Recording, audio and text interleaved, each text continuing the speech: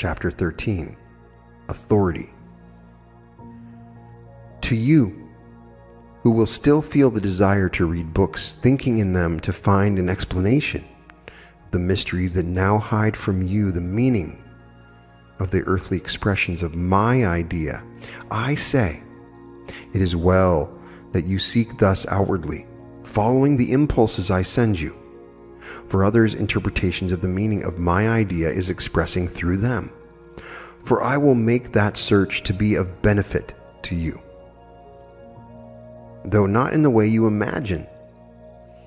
It is even well for you to seek in ancient teachings, philosophies, and religions, or in those of other races and other peoples, for the truth I wish to express to you.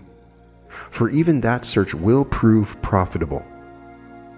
But the time will come when you will realize that the thoughts of other minds and the teachings of other religions, no matter how true and beautiful, are not what I intend for you.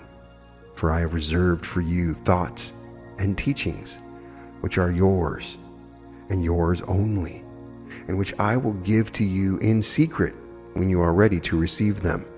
When the time comes, as it inevitably will, that you become dissatisfied in your search among the teachings of the various religions, philosophies, and cults that now are interesting you, and you grow discouraged of finding yourself no nearer the attainment of the powers and spiritual growth so authoritatively described and supposedly possessed by the writers of the books, the teachers of the philosophies, and the promulgators of the religions. Then will I show you that while all these books, teachings, and religions were originally inspired by me, and have done and are still doing their part in quickening the hearts of many, yet for you it is now meant that you cease looking to any outer authority, and instead confine your study to my book of life, guided and instructed by me within, by me alone. If you earnestly and truly do this, you will find that I have chosen you to be the high priest of a religion, the glory and grandeur of which will be to all others that have been pictured to your former understanding as the light of the sun is to the twinkle of the far distant star. You will likewise realize that the ancient religions were given to my peoples of long ages past, and that the religions of other races are for my peoples of those races, and that none of these are for you, even though I brought them to you and pointed out many wondrous things in them that inspired you to a more determined search for me within their teachings. I say to you, these are things of the past and have not to do with you. The time has arrived, if you can see it, when you must cast aside all accumulated knowledge, all teachings, all religions, all authority, even my authority as expressed in this and my other outer revelations.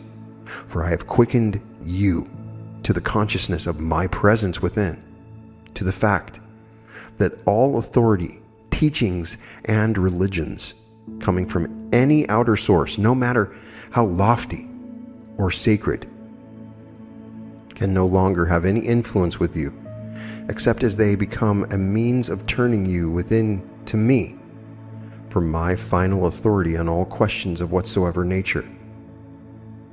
Therefore, why seek in the things of the past, in religion, human knowledge, or in others' experiences, for the help and guidance which I alone can give? Forget all that has gone before. That which is past is dead. Why burden your soul with dead things? Just to the extent you hold to things that are past, do you still live in the past, and can have naught to do with me, who dwell in the ever-present now, the eternal? just to the extent you hold to things that are past. Do you still live in the past and can have naught to do with me, who dwell in the ever-present now, the eternal? Just to the extent you attach yourself to past acts or experiences, religions, or teachings, do they cloud your soul vision, hiding me from you? They will ever prevent your finding me until you free yourself of their darkening influence and step within into the light of my impersonal consciousness, which recognizes no limitations and penetrates to the infinite reality of all things. Likewise, the future concerns you not. He who looks to the future for his final perfection is chained to the past and can never get free until his mind no longer is thus engrossed with the consequences of his acts, and he recognizes me as his only guide and throws all responsibility upon me. You, who are one with me, are perfect now and always were perfect, knowing neither youth nor old age, birth nor death. You, the perfect, have naught to do with what has been or what is to be. You care not for anything but the eternal now. That only concerns you, which immediately confronts you.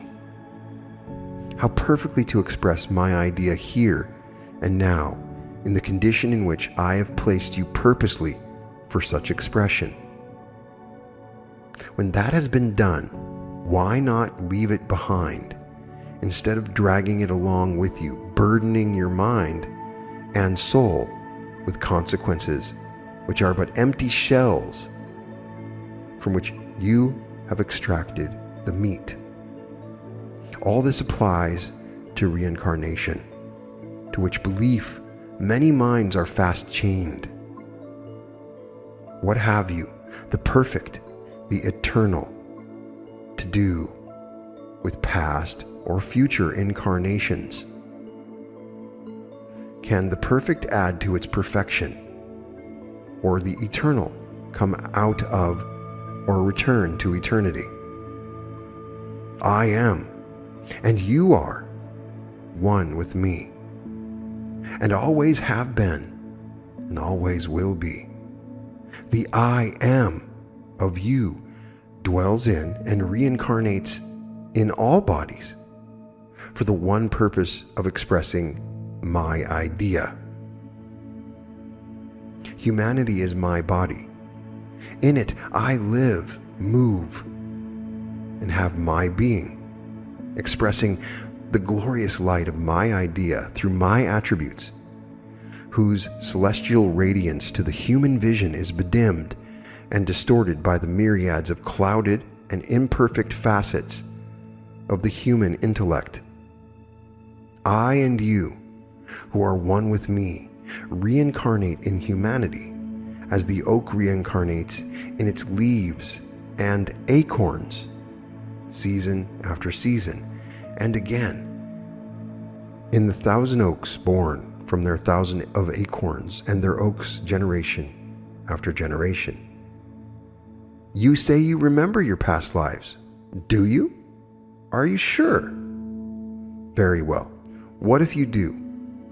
Just because I have permitted you a glimpse of the reality of one of my past expressions, that you might better comprehend my meaning, which I am now expressing to you, is no assurance from me that you personally were my avenue of that expression. For do I not express through all avenues, and you with me? And are we not the life and intelligence of all expressions, no matter what the character or the age or race? If it pleases you to believe that you actually were that expression, it is well, and I shall cause such belief to be of benefit to you, but only to the extent of preparing you for the great realization that afterward will come. In the meantime, you are chained fast. Your personality with its selfish desires and selfish seeking is still bound hand and foot to the past and looks only to the future for its deliverance after the final wearing out of all the consequences of its acts, dominating your mind and intellect with this false belief in birth and death, and that such is your only way to final emancipation and union with me, preventing the realization of our eternal and ever-constant oneness, and that you can free yourself any moment you will. For it is only the personality that is born and dies, and which seeks and strives to prolong its stay in the body and in earth life, and then to return to other bodies after I no longer have any use for its body. It is only to this personality that you are bound by the benefits and opinions it has engrafted on you back through the ages, during which it has kept your human mind busied with such delusions. It is only when you can rise up in the realization of your divine immortality, omnipotence, and intelligence, and can cast off all personal beliefs and opinions, that you can free yourself from this perverted relation and can assume your true position as master and king, one with me, seated upon the throne of self, compelling the personality to take its proper and natural place as servant and subject, ready and willing to obey my slightest command, thereby becoming an instrument worthy of my use.